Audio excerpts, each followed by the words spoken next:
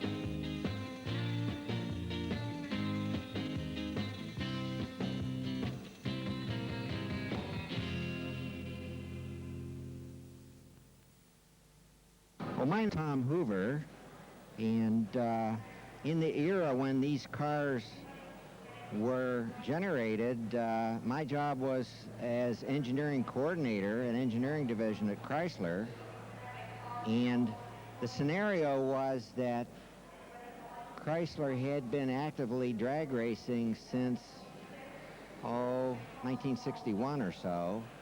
The predecessors to this package would have been cars like that, and then there was a 66 Street Hemi package car like Jerry Stahl's car. There was a 67 Street Hemi package car. This is the 68 model year package car, and it's rather revolutionary because I believe of all the package cars that were generated, the 68 car has the most power and the least weight. These cars became dominant, really, in Superstock then when they became available, and particularly Ronnie Sox's car, with Ronnie driving. Helps to have a damn good driver. Best four-speed man there was, probably ever will be, in my opinion. And we're dominant, really, in the program until the thing began to evolve into the Pro Stock type of thing. These cars became then, in many cases, the transitional piece into Pro Stock in 1969 or so, and then we got into the missile type activity and whatnot. But when it was agreed upon by product planning and engineering and so forth that this would be the package car, then Bob and I worked together in engineering at that time, and I gave Bob the job of being the project engineer on this package, and the project was carried out at Woodward Garage, the famous Woodward Garage. And this is Bob Tarosi. So, Bob, Yeah. Could you give us some details? It was my job to follow up, get some of the design work done, and plan the attack, so to speak, with respect to the prototype, which is what this car is. This is what we refer to as the test mule prototype. And at that point, it was winter. I can't remember the exact month, but it was winter time, so we packed up and went out to California, Irwindale, but on the way, we stopped at Hooker's because we didn't have a set of headers made yet. And we stopped off at Hooker's and had the headers made. And from there, we went over to Irwindale and did the initial development work.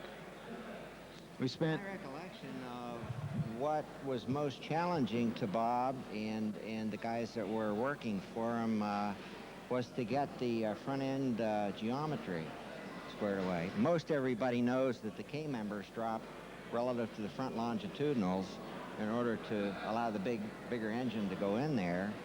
And I can remember the guys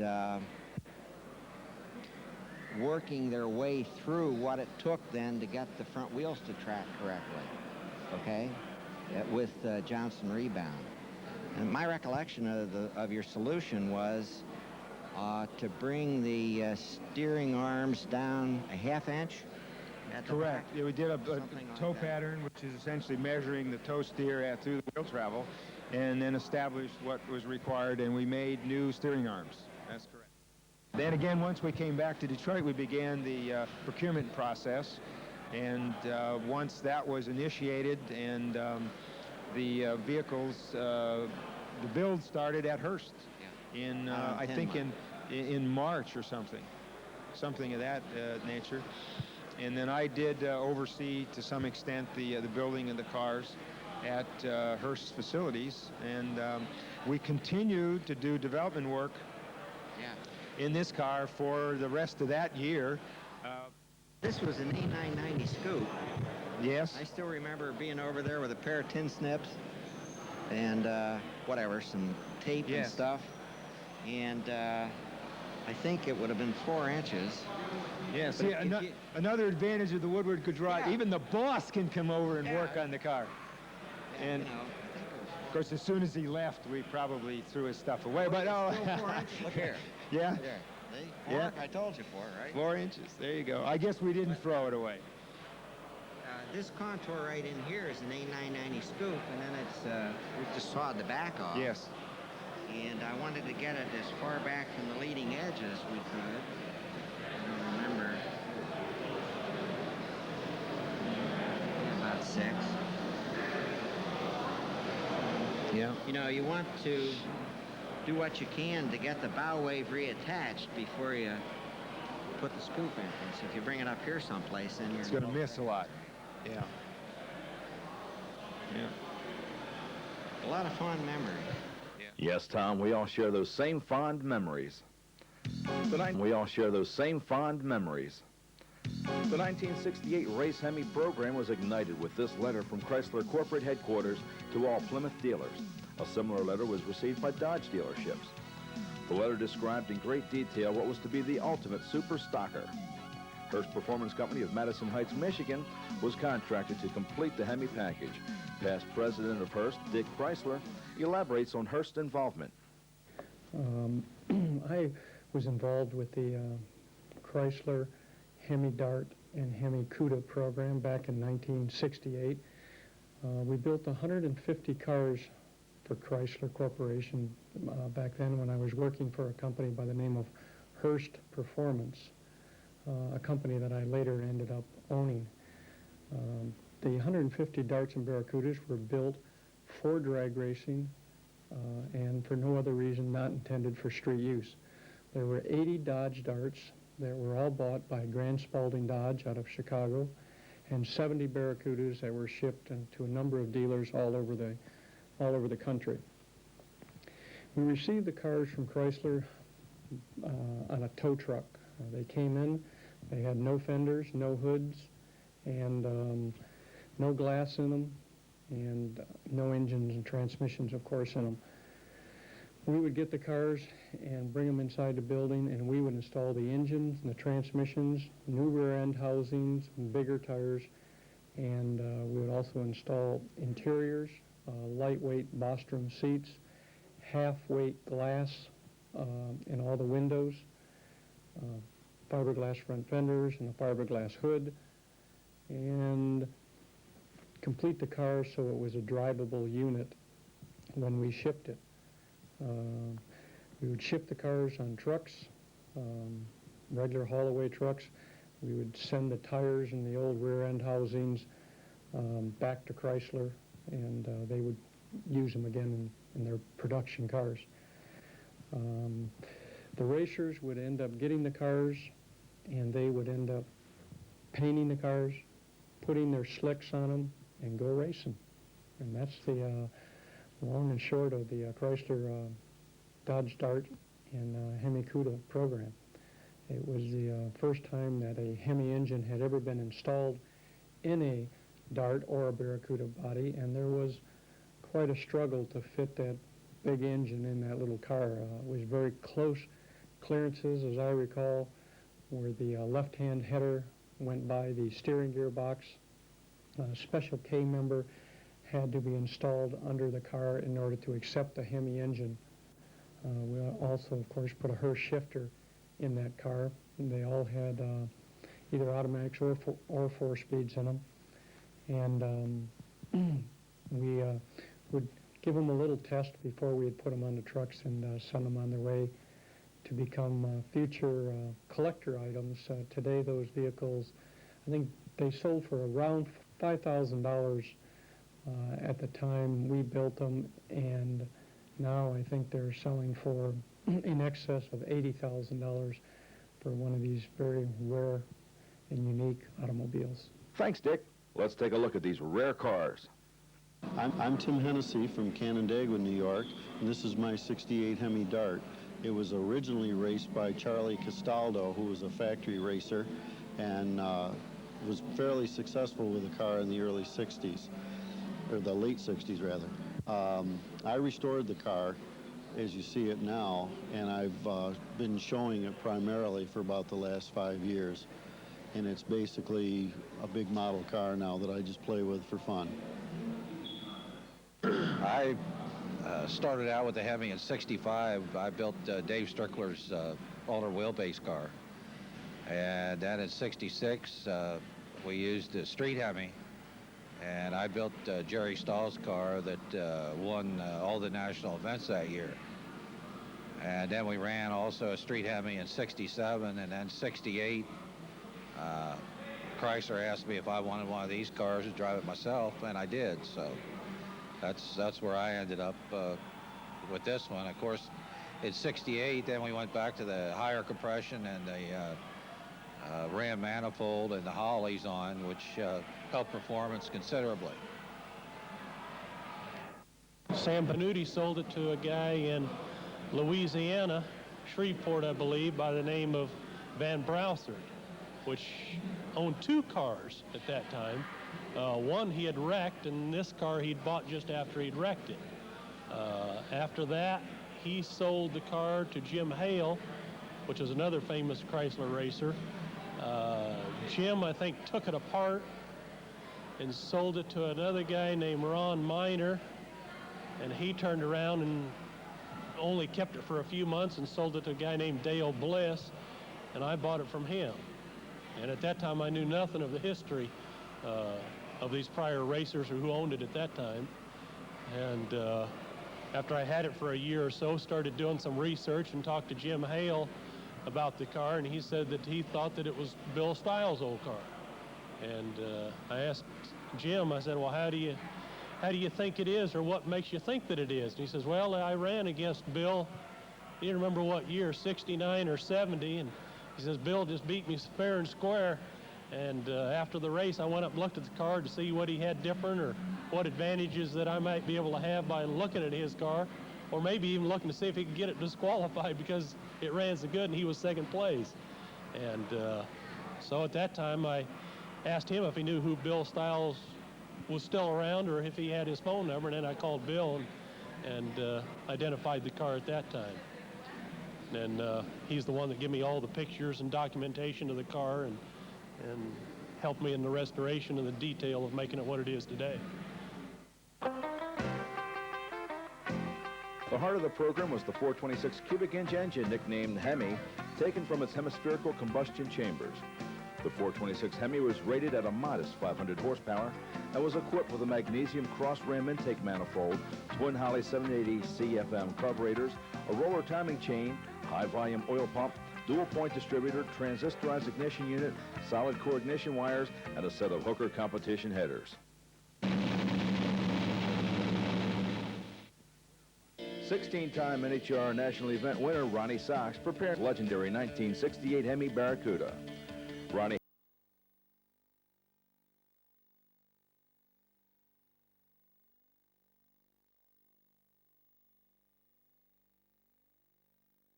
Sixteen-time NHR national event winner Ronnie Sox prepares to climb behind the wheel of his legendary 1968 Hemi Barracuda.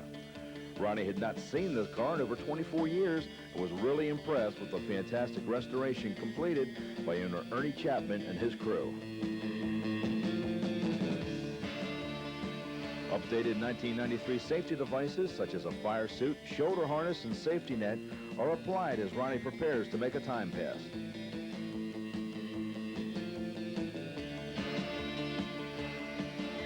As Ronnie makes his way to the starting line, let's hear from Dandy Dick Landy. I'd like to thank Ed Vandersnick for bringing this car here. Now, that's, I understand, is one of your absolute original cars. Yeah, that car there is one that we didn't really race that car an awful lot ourselves. Fellow Bernie up in Northern California raced it for a while, and that car did a lot of sitting.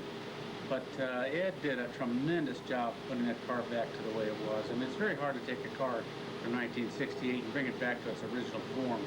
He brought it back to its racing form and the way I raced it. It's still fully stock all inner fender wells. It's only got 10-inch tires on it, which is the maximum tire we could run in those days. And the funny offset wheels on it and all that to make the original Super Stockers run that way. But the only modifications to it really were the fancy chrome stuff on the outside of it, the paint job. But the engines in those days, their Super Stock engine in those days, were entirely different than they are today. Today, you're allowed to really do a lot more work to the engine. And Ed decided it would be a lot better. He'd like just to have it really a true nostalgia car. Well, the car really looks great. It's really great to see you back in that car.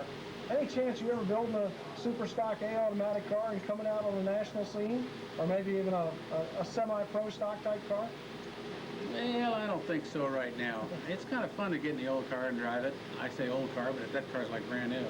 But it's fun to get in and drive it. It takes a little while to get reoriented to how everything is and what have you. The last cars I've driven were Lenkos or 4-speeds. That's an automatic. It's a little bit different to me, so it takes a few runs down the racetrack to get the feel of the whole thing. But it's a lot of fun to drive it. It kind of reminds you of what we were doing years ago. That's right.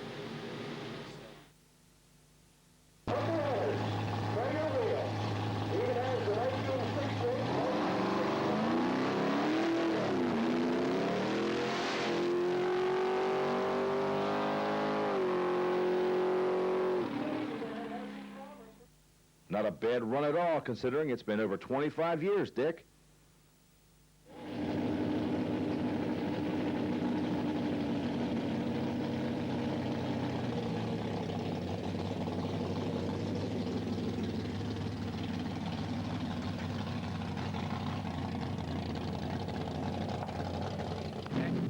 This is a 1968 car that we created for the Hot Rod Magazine meet in Riverside, California. I raced it there, and about 2 months longer I raced it. Then I went to a 4-speed. This is an automatic transmission car. But this particular car, I have not driven it since that day, about 30-some years ago, 27 years ago. So it was quite an exciting thing just now to take a run down the car. I wasn't familiar with it. The car ran quite a bit better here after we ran it a little bit more. It's a little bit new, a little bit different than for what I'm used to nowadays. This is an original car. It's returned to its nostalgia period. It's not designed for actually really drag racing for today's standards. It was designed to be raced and run exactly the way we did in those days. It's a real nostalgia restored race car. Talk about nostalgia.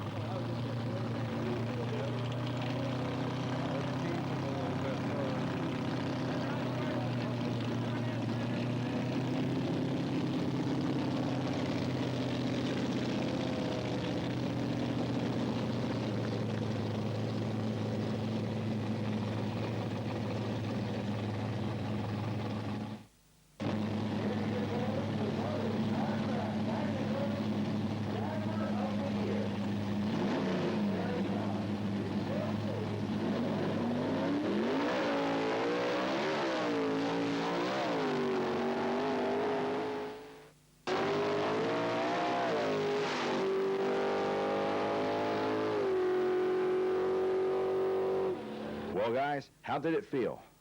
Fun, a lot of fun. I enjoyed it real much.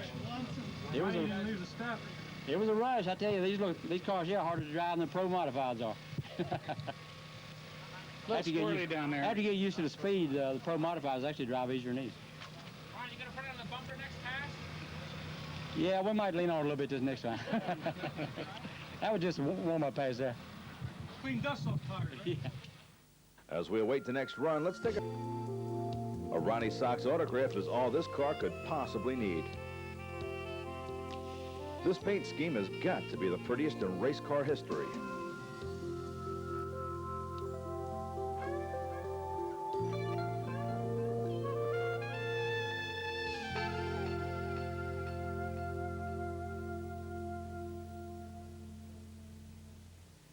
Ronnie looks really serious.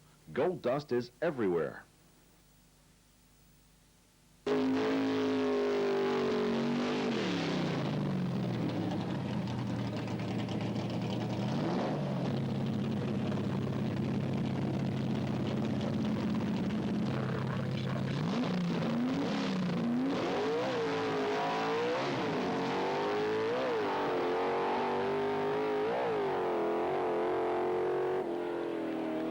Mr. Hoover, you're right. No one handles a 4-speed any better. My name is Roger Kern. I'm from Southington, Connecticut. I'm here for the 25th anniversary show. This BO-29 car was originally the Gary Ostrich car, was campaigned in '68 under the Chrysler banner. Was only campaigned for about a year and then was sold to a fellow in Colorado. The car then went to the Dr. Neumeyer collection. And after that, it went to NHRA racer Al Corda, who sold it to me about a year and a half ago.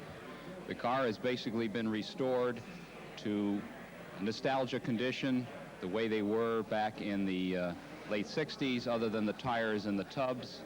And we now use the car strictly for show and nostalgia purposes.